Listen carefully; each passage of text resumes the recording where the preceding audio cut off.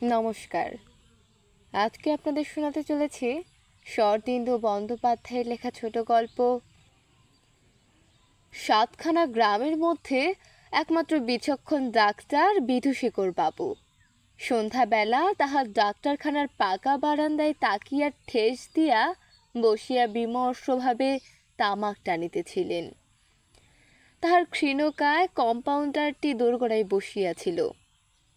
ডাক্তারখানার ক্ষুদ্র ঘর ও তৎসংলগ্ন বারান্দাটি পাকা হইলেও ডাক্তারবাবুর বসত বাড়ি এখনো মাঠ কোঠা ও কুশের চালি রহিয়া গিয়াছিল।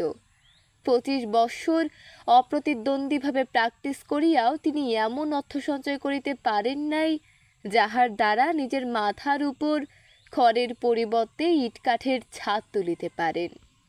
শুধু ঔষধপত্র নষ্ট হইয়া যায় বলিয়া বহু কষ্টে 30,000 ইটের একখানা পাজা পড়াইয়া এই ডাক্তারখানাটি পাকা করিয়া লইয়াছিলেন।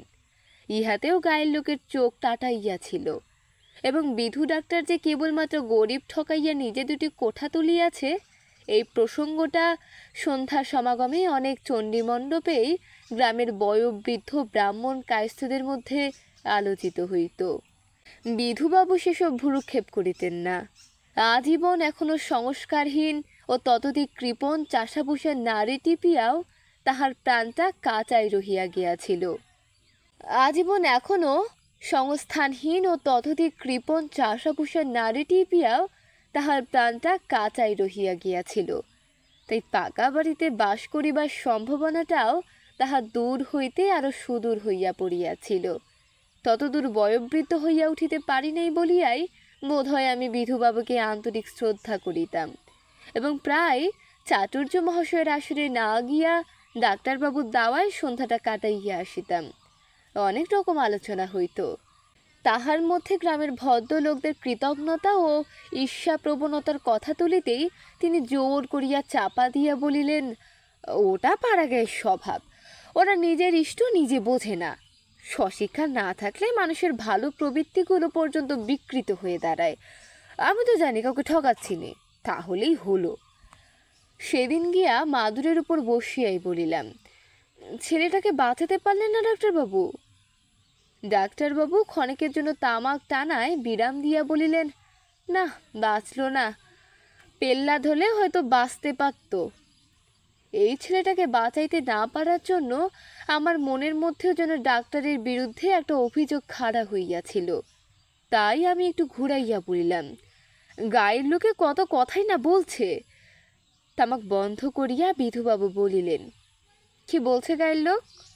আমি হাসির মতো ভাব করিয়া বলিলাম, আরে মশাই, জানেন তো গায়ের লোকের ব্যাপার। রোগ হলে আপনার কাছেই ছুটে আসবে, আবার আড়ালে আপনার কুচ্ছ করতেও ছাড়বে না। তবু কি বলছে শুনি না। বলবে আর কি, বলছে আপনি গোপাল দিঘির ঘোষাল গোষ্ঠীকে নির্বংশ করলেন। অন্ধকারে ডাক্তারবাবুর মুখখানা ভালো দেখা গেল না, কিন্তু তাহার কণ্ঠস্বর কড়া এবং রুক্ষ হইয়া উঠিল। বলিলেন, কে বলছে কথা শুনি? আমি হাত জোর করিয়া বলিলাম, দোহাই ডাক্তারবাবু, ওইটি আপনার জেনে কাজ নেই। সেদিকে আমি মারা যাব? এমনিতেই তো গোয়েন্দা বলে আমার দুর্নাম আছে। বিধুবাবু কিছুক্ষণ নিস্তব্ধ থাকিয়া বলিলেন, আজকাল হাড়ু চাটুর্য দেওয়ায় মজলিস বসছে না? তাড়াতাড়ি বলিলাম, আমি জানি না মশাই, কিন্তু নিস্তারিণী পিসির কি কপাল বলুন তো, বংশে বাতি দিতে কেউ রইল না। ওই একটা 6 বছরের নাতি টিমটিম করছিল, তাও গেল। এই পথে আসতে দেখলুম, সদর দূরে ঠেস দিয়ে বসে বসে কাঁদছে। দূর থেকেই পালিয়ে এলুম। বুড়ির কষ্ট আর চোখে দেখা যায় না, কতদিনে যে ভগবান ওকে টেনে নেবেন। ডাক্তারবাবু হঠাৎ একটা চাপা গর্জন করিয়া বলিলেন, নিস্তারিণী পিসি? ওই বুড়িকে জ্যান্ত পোড়ালে তবে আমার রাগ যাবে। অবাক হইয়া কহিলাম, কি বলছেন আপনি? বিধুবাবু বলিলেন, ঠিক বলছি। সেকালে বিলেতে বুড়িদের ডাইনি বলে পোড়াতে শুনেছি। আমাদের দেশেও তুষানালের ব্যবস্থা ছিল। তেমনি করে তোমার ওই নিস্তারিণী পিসিকে দগ্ধে দগ্ধে মারা উচিত। সহসা বৃদ্ধা শোকাতুরা নিস্তারিণী পিসির উপর এতটা রাগের কী কারণ কিছুই বুঝিতে পারিলাম না। বিধুবাবু পুনশ্চ কহিলেন, ঘোষাল গোষ্ঠীকে নির্বংশ আমি করিনি হে। ঘোষাল গোষ্ঠীকে বাঁচিয়ে রাখা শিবের অসাধ্য হয়ে উঠেছিল। 25 বছর ধরে এই ব্যাপার দেখছি। যতদিন ঘোষালদের একটা বংশধর বেঁচে ছিল ততদিন যেন আমারও প্রাণে স্বস্তি ছিল না। আজ বিলকুল সাফ হয়ে গেছে, আমি নিশ্চিন্তি। আর তোমার নিস্তারিণী পিসির তো কথাই নেই, যাকে বলে একদম ঝাড়া হাত পা। তাই ব্যাপার কি ডাক্তারবাবু? গড়গড়ার নলে দ্রুত কয়েকটা টান দিয়ে তিনি বলিলেন, তবে তোমাকেই বলি শোনো, একদিন বলিনি, হাজার হোক একদিন নিবারণদাই আমাকে এখানে এনে বসিয়েছিলেন। তারপর তাহার অতি শীর্ণকায় কম্পাউন্ডারটিকে ডাকিয়ে বলিলেন, গুপি যাও একবার দেখে এসো নিমাই হাজরার মেয়েটা কেমন আছে। খেন্তির মা যদি আসতে পারে সঙ্গে করে নিয়ে এসো, তার মুখে শুনে ঔষধ দেব। আর এক ছিলিমটা আমাকে সেজে রেখে যেও। 25 বছর আগে যখন আমি মেডিকেল কলেজ থেকে বেরিয়ে গোপাল দিঘিতে প্র্যাকটিস করতে বসলুম, তখন নিবারণ ঘোষাল মশাই এখানকার সবচেয়ে বড় জমিদার এবং গ্রামের মাথা ছিলেন। তার পরিবারের মধ্যে ছিলেন তার মা, 2 ছেলে আর তার সহধর্মিণী, তোমাদের ওই নিস্তারিণী পিসি। ওকে আমি গোড়া থেকে বৌঠান বলে এসেছি। শুনেছি নিবারণদার মা বউ কাটকি ছিলেন।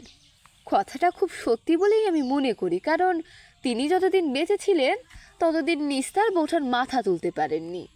আজকালকার নব্যবধূদের ভালো লাগবে কি না বলতে পারি না, কিন্তু নিবারণদার মা দজ্জাল বউ কাটকি ছিলেন বলেই বোধহয় ঘোষাল বংশটা সে পর্যন্ত টিকেছিল।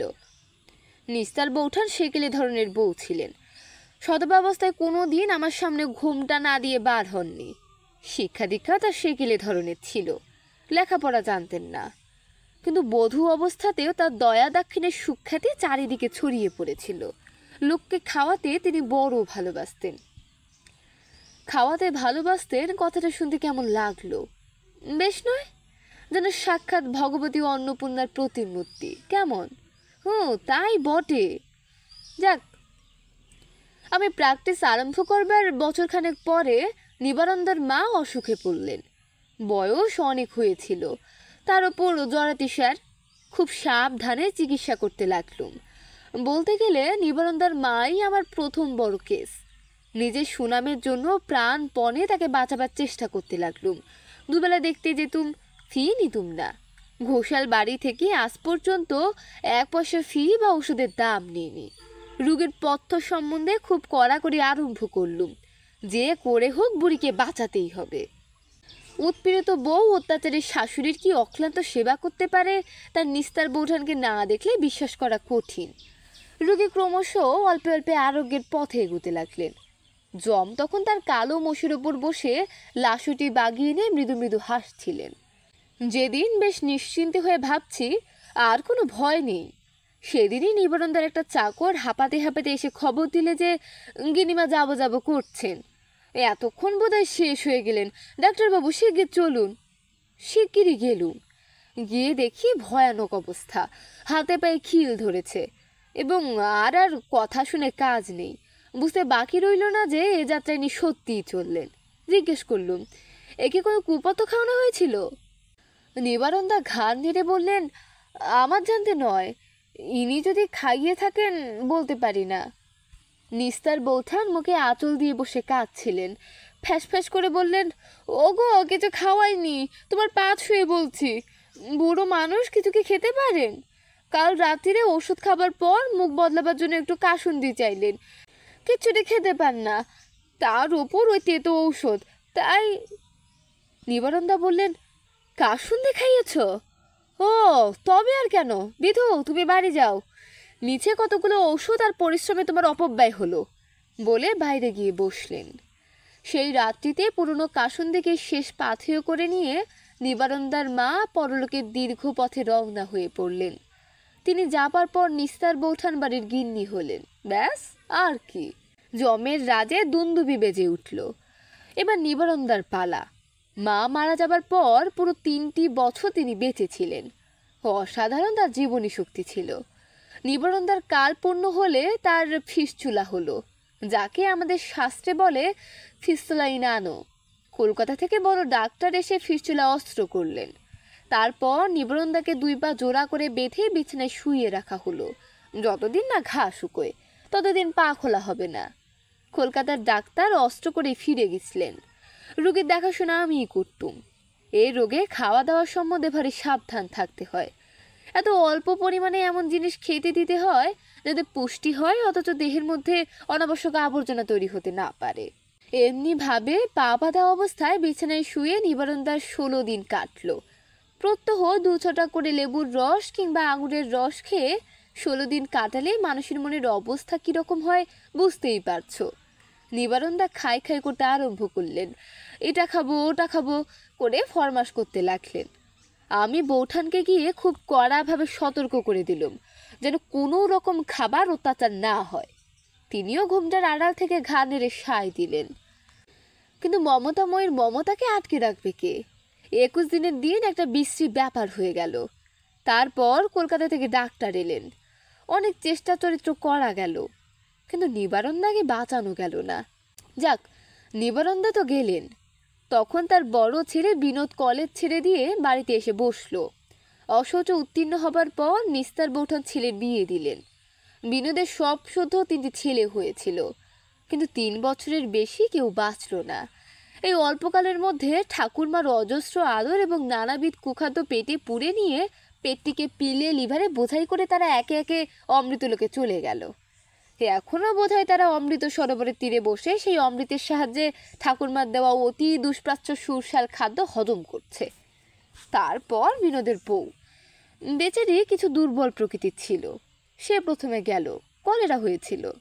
এমন কিছু সাংঘাতিক নয়, শাড়িও প্রায় তুলেছিলাম, কিন্তু কলেরার ওপর ফুটি তরমুজ বেচারি সহ্য করতে পারলে না। বউকে চিতেই তুলে দিয়ে এসে বিনোদ পড়ল। প্রথমটা ঘুষঘুষে জ্বর, তারপর টাইফয়েড দেখা দিলে। টাইফয়েড রোগে ঔষধ বিষধ বড় কিছু নেই, ওয়াটার ইন ওয়াটার আউট সেই চিকিৎসাই হতে লাগলো। খাবার ব্যবস্থা শুধু ছানার জল। বিনোদ ভারী দুর্বল হয়ে পড়ল। মার প্রাণী এ দুঃখ কতদিন সয়? শরীরে বল না পেলে ছেলে রোগের সঙ্গে জুঝবে কি করে? সুতরাং আমাকে লুকিয়ে ছানার জলের সঙ্গে দুধ মিশিয়ে খাওয়ানো চলতে লাগলো। গল্পটা ক্রমেই একঘেয়ে হয়ে পড়ছে না? আচ্ছা, সংক্ষেপে বলছি। বিনোদ যাবার পর তার ছোট ভাই বিভূতির পালা পড়ল। ইতিমধ্যে তার বিয়ে থা হয়েছিল। ক্রমশ তারও ছেলেপিলে হতে লাগলো এবং যেতে লাগলো। শেষে একটি মাত্র ছেলে। তারাও স্বামী স্ত্রীতে ভবসমুদ্রে পাড়ি দিলে। রয়ে গেলেন শুধু তোমার নিস্তারিণী পিসি আর ঘোষাল বংশের ওই শেষ পিদ্দিমটি। এ ছেলেটা একেবারে প্রহ্লাদ না হোক, দৈত্যকুলের সঙ্গে নিশ্চয়ই ওর ঘনিষ্ঠ সম্পর্ক ছিল, নইলে 6 বছর বয়স পর্যন্ত সে বেঁচে রইল কি করে? কিন্তু শেষ পর্যন্ত তাকে যেতেই হলো। আজ সকালবেলা ঘোষাল বংশের এই 25 বছর ব্যাপী ট্র্যাজেডির ওপর জবনিকা পড়ে গেছে। শুনলে তো গল্প। এখন এর পরেও যদি বলো আমি ঘোষাল গোষ্ঠীকে নির্বংশ করেছি, তাহলে আমার আর কিছু বলার নেই। রাত্রিতে বাড়ি ফিরিবার পথে ঘোষালদের বাড়ির পাশ দিয়ে গেলাম। বাড়িখানা অন্ধকারে খা খা করিতেছে এবং তাহারই ভিতর হইতে বিনাইয়া বিনাইয়া কান্নার শব্দ আসিতেছে। ওরে আমার আধার ঘরের মানিক, শিবরাত্রির সলতে, এই কয়টা কথা কানে গেল। আমি আর সেখানে দাঁড়াইলাম না, কিন্তু রাগ এবং অশ্রদ্ধা এই সর্বনাশিনী স্ত্রীলোকটার উপর যতই বাড়িতে থাকুক, এ কথাও কিছুতেই ভুলিতে পারিলাম না যে নিজের কুশিক্ষা ও অসংযত স্নেহের জন্য কি নিদারুণ দণ্ডভোগই না সে করিয়াছে।